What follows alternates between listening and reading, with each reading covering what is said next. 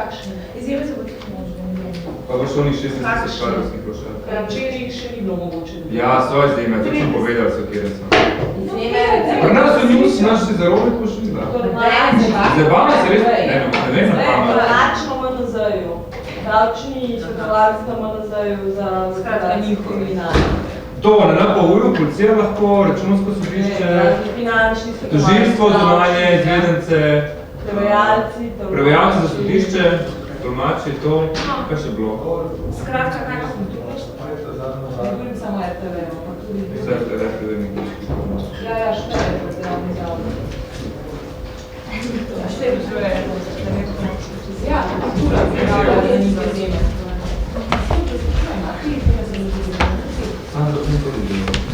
Dobar dan, lepo pozdrav na novinarski konferenci po 8. seji vlade.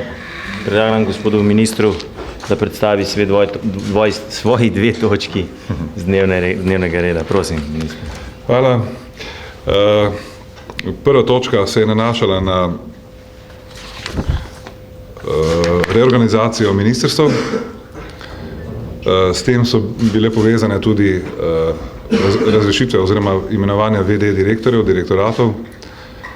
Kot veste, je torej nekaj ministrstv združenih in tista združena ministrstva, pri njih pač je potrebno glede na predpise, ki veljajo, imenovati, torej razrešiti obstoječe direktorje direktoratov in generalne sekretarje in imenovati VD-je za ta mesta do izvedbe razpisov. Sicer pa je v okviru te točke, ki se nanaša na reorganizacijo, pomembno tudi to, da so pripravljeni predpisi, torej pripravljene so poenostavitve predpisov povezanih z novimi sistemizacijami. To bomo še uskladili in potem nekje do naslednjega tedna predložili tudi to v sprejem vlade, tako da bo bodoče lažje izvajati take spremembe, kot so združevanje ministrstev in podobno. To je v zvezi z to točko. Ko gre za drugo mojo pomembno točko, se ta nanaša na upravljanje z nepremičninami. Kot veste, je resor, ki ga vodim, pristojen tudi za upravljanje oziroma gospodarjenje s poslovnimi prostori, v katerih so državni organi, tudi stanovanji in počitniškimi kapacitetami. V zvezi s tem smo danes ustanovili medresorsko delovno skupino, ki bo v nekaj mesecih pripravila načrt bolj racionalnega gospodarjenja oziroma upravljanja z nepremičninami v lasti Republike Slovenije. In to se nanaša, kot rečeno, na poslovne prostore, počitniške kapacitete in stanovanja. Hkrati smo pa že danes se dogovorili, kako rešiti nekatera prostorska vprašanja povezana z delom resorjev, konkretno z Ministrstvom za notranje zadeve, Ministrstvom za kmetijstvo in okolje in v enem manjšem delu tudi našim ministrstvom in Ministrstvom za infrastrukturo in prostor.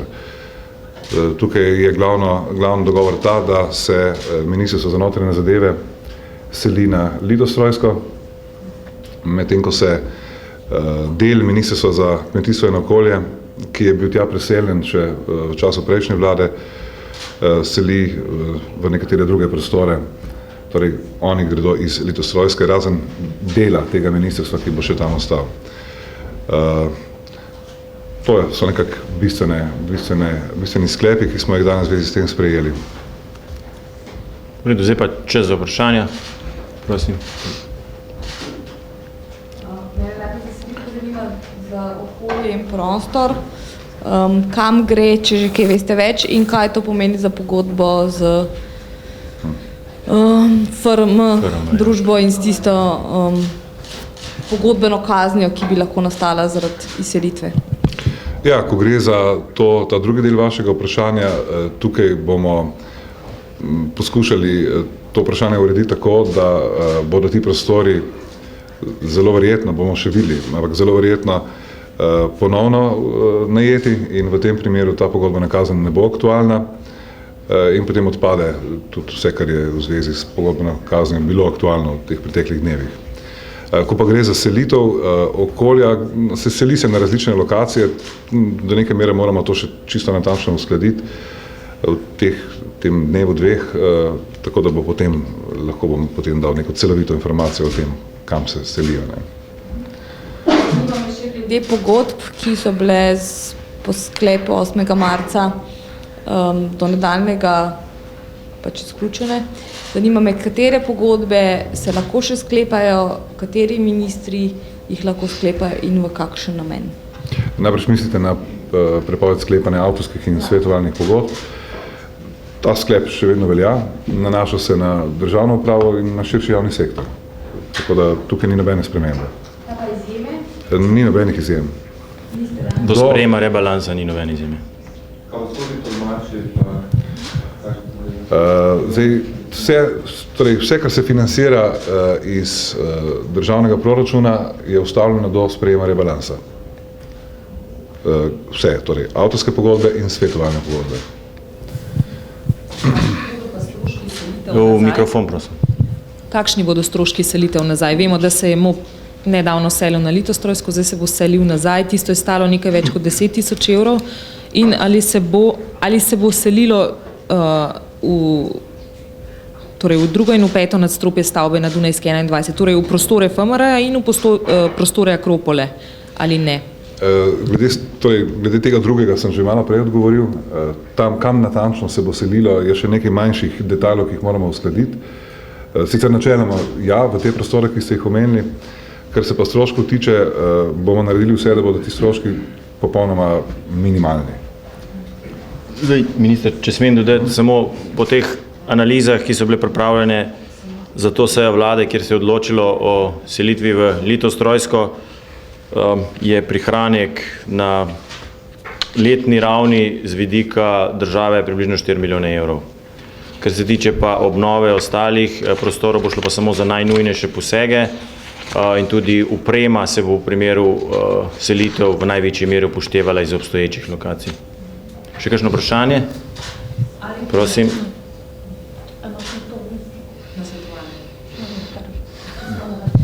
Še enkrat. Svetovalne pogodbe, zanima me, vseeno je bilo predvideno, da bodo določene izjeme za kulturo, za kulturne ustanove, javne zavode, tudi konkretno za RTV. Ali bodo te sprejete torej po sprejetem rebalansu proračuna ali sploh ne? Do sprejetja rebalansa je ta prepoved še vedno v veljavi, po sprejetju rebalansa takrat pa bodo potem uveljavljene te izjeme na različnih področjih. Tadeja Vrtovec, STA. Če se smem navezati na predlog varčevalnih ukrepov, najprej me zanima, če je vlada tudi tega se danes kaj dotaknila, katero smer grejo še razprave, pa tudi kako komentirate oziroma se odzivate na včerajšnji oster odziv sindikatov javnega sektora, ki praktično že pred samimi pogajanji pozivajo k stavki. Ja, glede prvega lahko povem, da danes o tem nismo razpravljali, o samih varčevalnih ukrepih, te je vlada že sprejela in tako lahko preidem na drugo vprašanje, kakšno je stališče do stališč sindikatov. Jaz mislim takole, vlada je ukrepe sprejela, naredila vse, kar je bilo v njeni moči, da so ti ukrepi čim bolj enakomerno razporejeni po vsem prebivalstvu in jih predlagala v taki obliki, kot jih je. Ko gre za sindikate javnega sektorja, za tisti del ukrepov, ki se nanaša na zaposlene v javnem sektorju, gre pač za del ukrepov, ki jih je sicer vlada širše predlagala, enako velja. Ukrepi so dani na mizo, vlada se želi pogajati, se želi dogovoriti s sindikati, in mislim, da bi sindikati morali ravnati enako. Torej, če mislijo, da ti ukrepi, ki jih je vlada pripravila, niso v redu, potem pač pripraviti proti predlog. Ne pripravijo svoje ukrepe, tako kot oni vidijo, kako bi se dalo privarčevati približno 800 milijonov evrov. Mi smo se pripravljeni pogovarjati tudi o tem, o čemerkoli. In če pa njihov prvi korak napoved tega, da se ne bodo pogovarjali, potem bodo pač morali del svoje odgovornosti prevzeti. Še kakšno vprašanje? Andreja Besle, Žurnal 24. Sindikati vam pravzaprav pri teh pogajanjih očitajo to, da še vedno ni jasno, koliko ste privarčevali pri materialnih stroških, pri vozilih, pri najemninah in te zadeve. A je zdaj to že jasno? Mislim, imate tukaj kakšne številke ali se to ne ve konkretno, ker tudi v materialih teh številk pri teh postavkah ni bilo.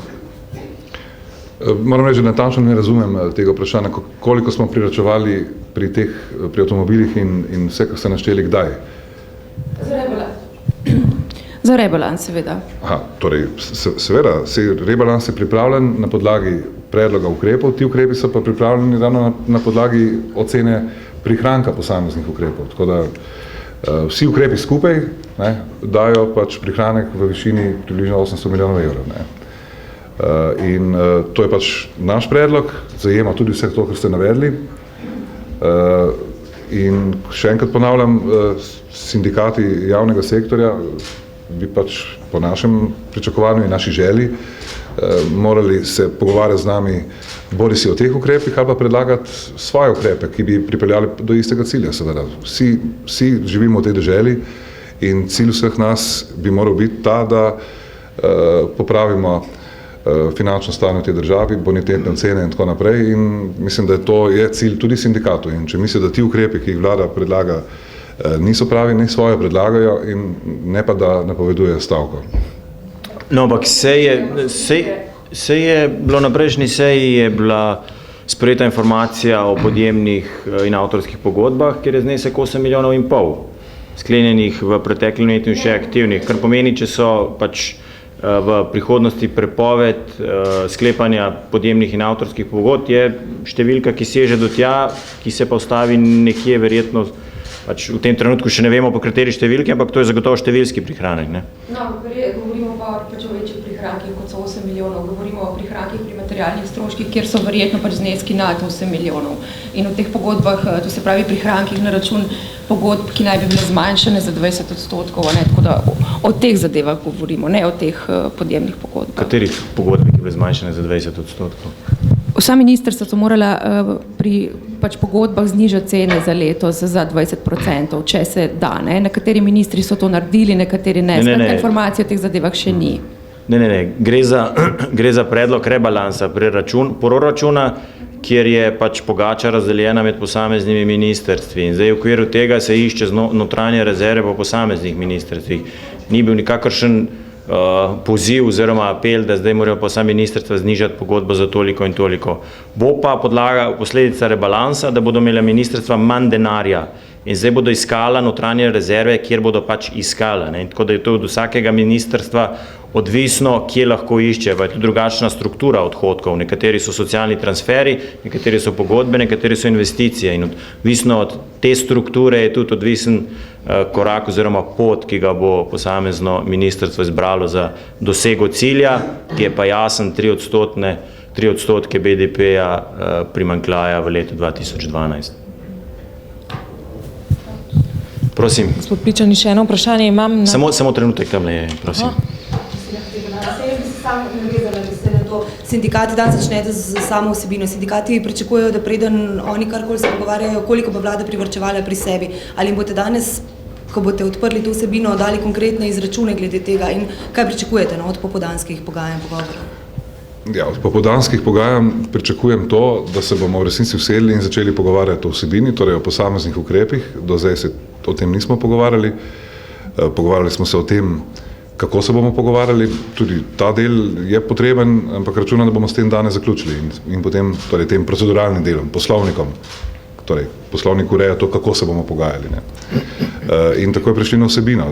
Tako da ne glede na te napovedi, ki so jih sindikati dajali v javnosti, da bodo rajše stavkali, kot se z nami poskušali dogovoriti, oziroma rajše stavkali, kot da bi svoje predloge dali na mizo. Ko gre za varčevanje pri samem sebi, je pa to itak prvi korak, ki ga je ta vlada naredila. Torej, večina ali pa večji del ukrepov, ki so predlagani, se nanaša ravno na nas same, torej na javni sektor in v tem okviru na državno upravo in seveda v tem okviru tudi na funkcionarje. To so ukrepi, ki so predvideni in so tudi kvantificirani. Mislim, prosim. Ja, še eno vprašanje. Ali ste danes že izbrali svojo državno sekretarko, sekretarja, kako je zdaj s temi kadrovskimi zadevami? Kot veste, se kadrovska vprašanja usklajujejo v okviru vlade in torej še nimam državne sekretarke ali državnega sekretarja, sem pa prepričan, da ju bom ne glede na spol. Upam, da boste to obe gospe, saj to si sam želim, v kratkem imel. Dobro, še kakšno vprašanje? Sindikatih, kjer ste pozvali k predlogom, ampak sindikati pravijo, da so podali predloge, vendar da jih ne upoštevate, predvsem na dohodkovni strani. Ne, poglejte, mi se na prvem sestanku sindikatih sploh še nismo pogovarjali o vsebinskih vprašanjih. Vsebinska vprašanja so pa ravno ta. Na kakšen način privarčevati tisti znesek, ki je potreben, da spravimo primanjkljaj na 3%. Ne? Torej, razne ideje so padale, ne, že tudi pred torkovim srečanjem o tem, kako na dohodkovni strani povečati dohodkovno stran, ker se pa pogajanja niso še začela, se o tem sploh nismo začeli pogovarjati.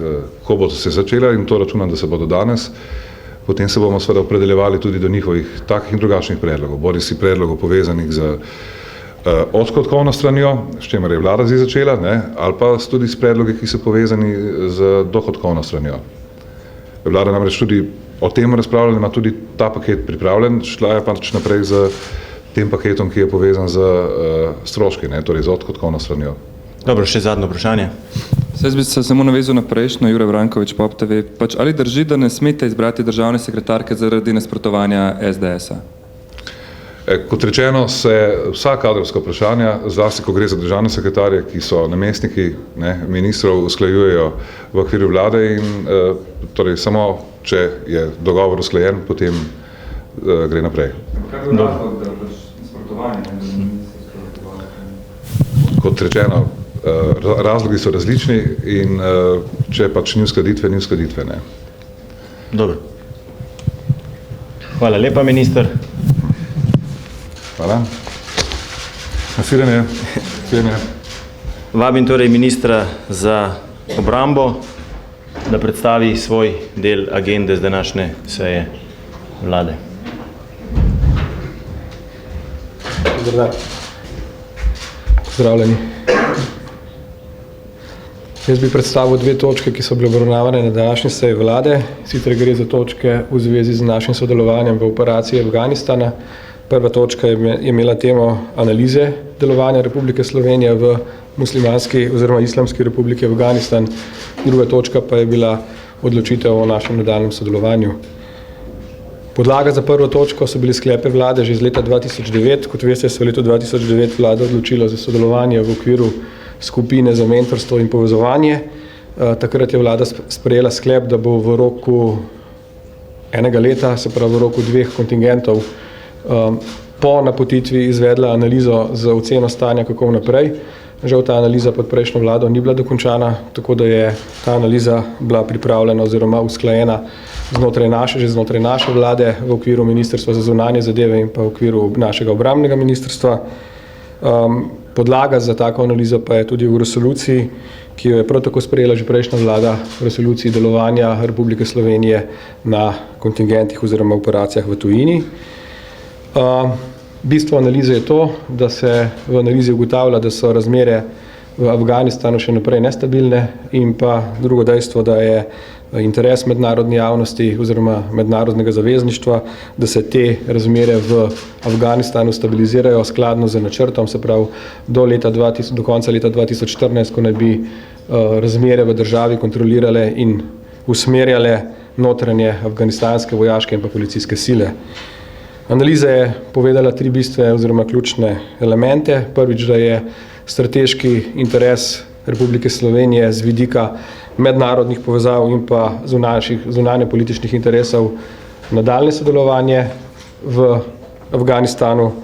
Pod drugo točko, da bi eventualni umik drastično prispeval k naši nekredibilnosti oziroma našemu ugledu v tujini in pa ne nazadnje pod tretjo točko je treba vendarle povedati, da je mednarodna povezava oziroma ta operacija tam zaradi želje oziroma zahteve lokalnih prebivalcev oziroma lokalnih skupnosti, kar pomeni, da je bila to ena od 3 tistih ključnih dejavnikov, ki so bile podlaga za nadaljnjo odločitev. V naslednji točki se pa je vlada Republike Slovenije odločila, da na podlagi analize ostaja, tako kot je bilo predvideno, v Afganistanu do konca operacije, do konca leta 2014, pri čemer se kontingent, ki bo napoten z rotacijo v oktobru letošnjega leta, zmanjšuje. Kot veste, je ta kontingent v prejšnjih obsegih obsegal do 90 naših pripadnikov. Ta kontingent se z oktobrom zmanjšuje, sicer se zmanjšuje za 10 pripadnikov, kar je skoraj 12%.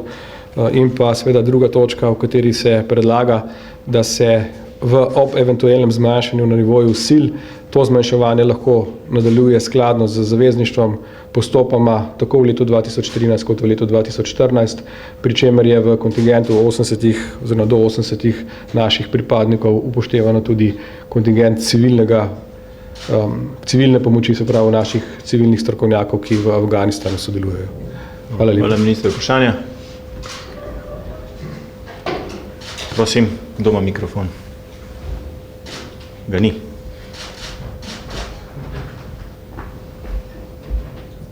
Lep pozdrav, Aleš Kocen večer. Zanima me, ali morda veste, kdaj utegne se znajti provinca Herat, v kateri deluje slovenski kontingent v tej sklepni fazi tranzicije, torej da se prenesejo pooblastila za zagotavljanje varnosti na tamkajšnje vojsko in policijo.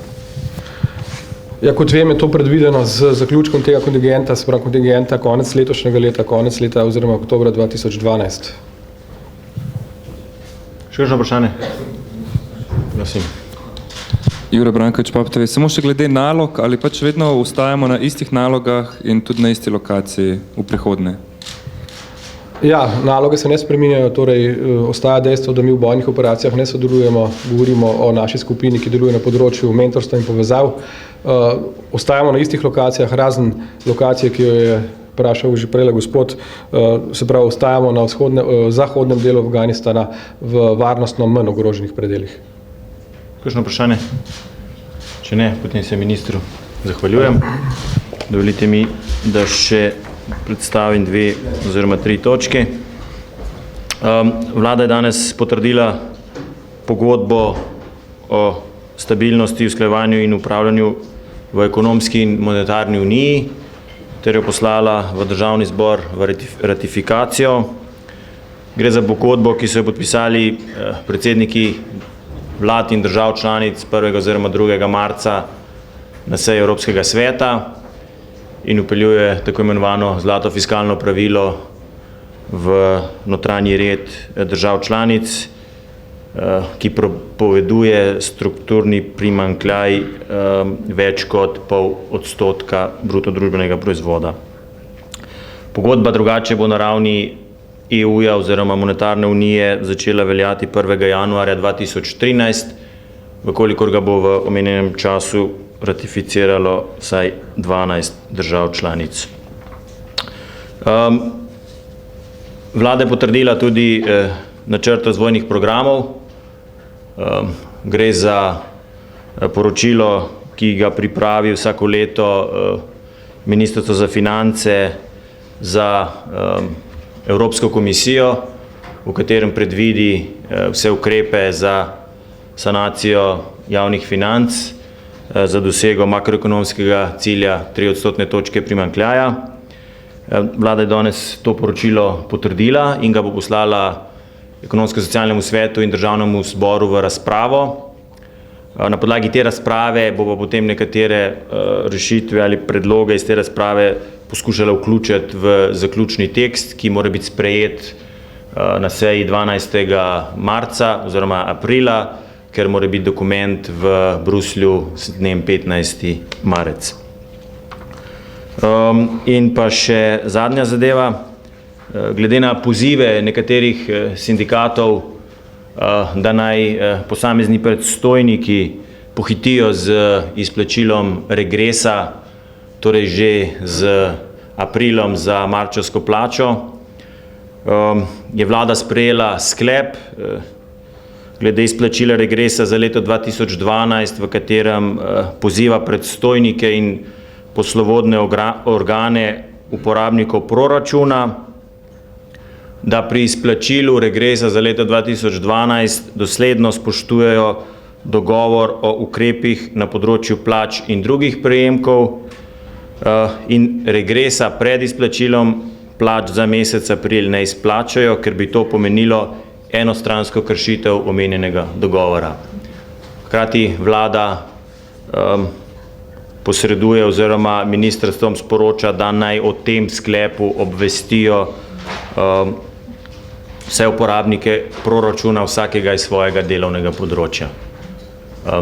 To bi bilo na kratko vse iz današnje seje vlade, zdaj pa, če so še kakšna dodatna vprašanja, Vesna, prosim. Ja, mene zanimajo trošarine na alkohol. A ste to sprejeli? Ja, to je bilo sprejeto po točko A, tako je. In stopi veljavo 1. aprila? Ja, tako je. Mene zanima samo še ena zadeva. Vino ni vključeno v to, ne, ker se smatra kot hrana. Ali je vlada že kaj razmišljala o tem, da bi morda kakšna sprememba tudi pri tem nastopila? Ne vem, recimo pivovari bodo trošarine plačevali, vinari ne? Zdaj, v tem hipu ni bilo o tem nobene razprave in ostaja pri predlogu, kakor ga je podalo Ministrstvo za finance. Prosim. Jaz bi prvi samo preveril, koliko je bilo danes kadrovskih menjav potrjenih na vladi. Mislim, vidimo, da je pač kar dolg seznam, mi smo šele zdaj dobili gradiva. In tudi ali morda te kadrovske menjave štejete, odkar ste na vladi, tako kot ste jih prej pač ob govorjenju o kadrovskem cunamiju kot stranka SDS? Minister je prej razložil, da na podlagi uredbe o notranji organizaciji so vsem direktoratom, ki so bili vključeni v združena ministrstva, prenehali mandati in je bilo potrebno imenovati nove vršilce dolžnosti, ki potem v roku 6 mesecev se imenuje za redni mandat oziroma po javnem natečaju. Zdaj, vseh kadrovskih teh imenovanj na podlagi tega razrešitev in imenovanja je bilo 82, zdaj razrešitev je bilo 35, imenovanj pa, oziroma 45, imenovanj pa 37, ravno zaradi tega, ker so določeni direktorati tudi ukinjeni, je pač številka novih imenovanj manjša, kot je bila v primeru razrešitev. Glede same številke so pa v velikem številu enaka imenovanja, kot so bila razrešeni. Če boste pogledali po seznamu, boste videli, da so številni, ki so bili imenovani, potem razrešeni, imenovani potem za VD. Ne morete pa računati od mene, da bom komentiral strankarske dogodke iz te vladne konference. Ne, samo zanimljivo, v bistvu govorimo od samega začetka, od direktorja SOE, direktorja arhive, potem konec koncev vašega mesta. Ste sešteli morda, koliko je bilo teh kadrovskih menjav? No, verjetno te kadrovske menjave lahko šteje kdo drug. Po drugi strani pa verjetno vsaka kadrovska menjava prihaja zaradi neke kadrovske menjave enkrat v preteklosti, tako da verjetno je tukaj neko uravnoteženje. Sem štel sem stranke, da se ostavljamo. Ja, prosim. Mikrofon, prosim. Držijo navedbe medijev, torej ali je vlada danes imenovala tudi Barbaro Brezigar za vodjo direktorata za tožilstvo? Ne, zdaj odgovor je ne, ker jo ni imenovala za vodjo direktorata za tožilstvo, ampak jo je imenovala za državno sekretarko v Ministrstvu za notranje zadeve. Prosim, ja. A to pomeni, da ima Ministrstvo za notranje zadeve prav posebno generalno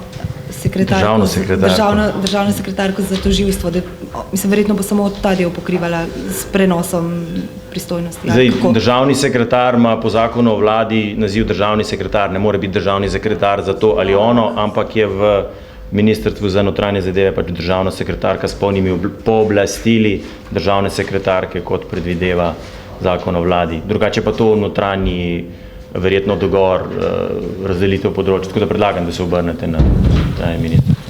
Direktorat za tožilstvo pa še niste imenovali? Direktorat za tožilstvo je bilo že imenovano, mislim, da je noter kadrovska rešitev. Drugače pa imenovanje je s 1. aprilom. Še kakšno vprašanje? Če ne, se vam zahvaljujem za udeležbo in vas lepo pozdravljam.